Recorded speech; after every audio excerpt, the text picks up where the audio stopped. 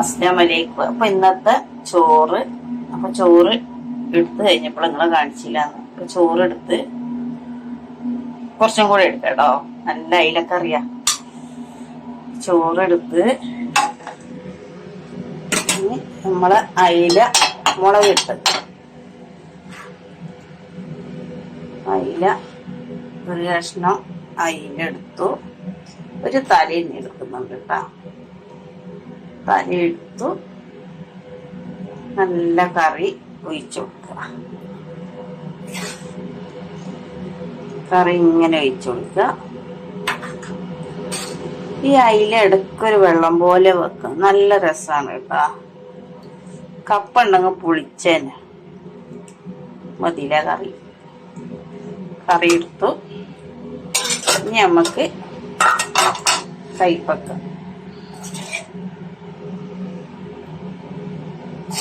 എടുത്തു.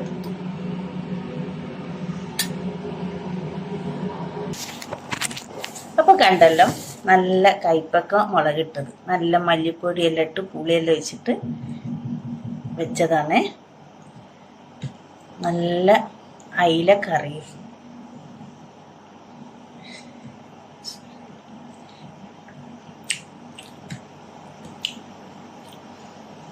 ഇപ്പൊ അയിലെല്ലാം നല്ലതാട്ടോ. അത് സഫാരിന്ന് വാങ്ങിയതാ.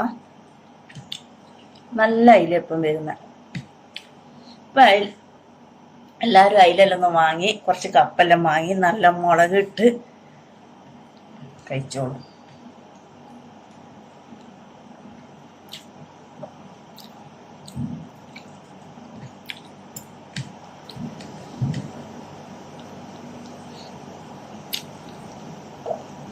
ഈ കൈപ്പക്കൻ്റെ റെസിപ്പിനായിട്ടുണ്ട്. നല്ല ടേസ്റ്റ് കേട്ടോ മുളകിട്ടത്. കണ്ടാ, കൈപ്പക്ക ഇഷ്ടമില്ലാത്തവരും കഴിച്ചു നോക്കും.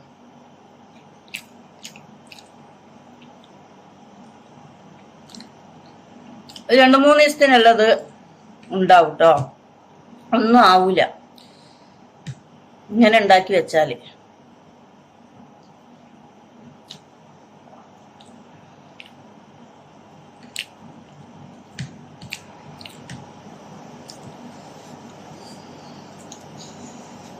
അപ്പം എല്ലാവരും എന്ത് ചെയ്യണം, ഒന്ന് സബ്സ്ക്രൈബ് ചെയ്ത് സപ്പോർട്ട് ചെയ്യണം. എനിക്കിത് മാത്രമേ പറയാനുള്ളൂ. എത്ര വർഷമായി ഞാൻ യൂട്യൂബ് ചാനൽ തുടങ്ങിയിട്ട്, എന്നിട്ട് ഇന്നും എനിക്കൊരു സബ്സ്ക്രൈബർ ആവുന്നില്ല. അപ്പം നിങ്ങളെല്ലാവരും ഒന്ന് മനസ്സ് വെച്ചാൽ എന്താക്കാം, ലൈക്കും തന്ന് സബ്സ്ക്രൈബും ചെയ്താൽ ഞാൻ അങ്ങനെ രക്ഷപ്പെട്ടു പോകൂലേ.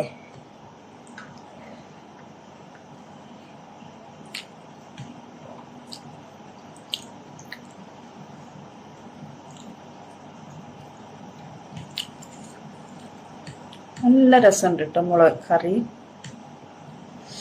മീനെല്ലാം നല്ല ഉടയാത്ത മീൻ ഉടയാതിരിക്കാൻ ഞാൻ പറഞ്ഞു, മൂടി വെച്ചരുത്. ഒരു തള വരുവോളം മൂടി വെക്കുക. തള വന്ന് കഴിഞ്ഞതിന് ശേഷം മൂടി തുറന്നിട്ടിട്ട് വേണം മീൻ വേവിച്ചെടുക്കാൻ. അല്ലെങ്കിൽ നമ്മളാ മൂടി ദമ്മായി നിൽക്കുമ്പോൾ അടിയിന്നും പിന്നെ മേലൊന്നും ഒരേപോലെ ദമ്മാവുമ്പോൾ മീൻ ഉടഞ്ഞു പോകും. എല്ലാവരും ഒന്ന് ശ്രദ്ധിച്ചോട്ടോ.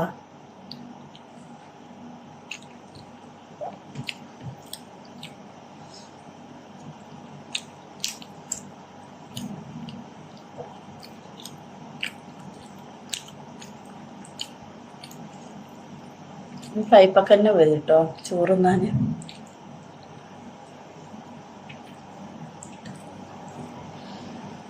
ഞാൻ ചോറ് തിന്നിട്ട്. അപ്പം എല്ലാവരും സബ്സ്ക്രൈബ് ചെയ്യുക, സപ്പോർട്ട് ചെയ്യുക, ലൈക്ക് അടിക്കുക.